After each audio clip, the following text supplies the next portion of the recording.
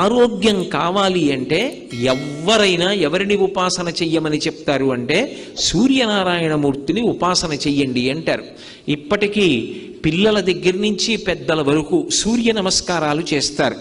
ఆ సూర్య నమస్కారాల్లో కేవలం 10 విధములైనటువంటి భంగిమలతో చేసే నమస్కారాలు ఉన్నాయి. అవి తేలికగా చెయ్యడానికి వీలుగా ఉంటాయి. ఆ సూర్య నమస్కారం చెయ్యడం కేవలము శరీరమునకు ఆరోగ్యం ఇవ్వడానికి ఒక్కదానికే కాదు, ఆ సమయంలో సూర్య బింబాన్ని ఉపాసన చేస్తారు మనసుతో.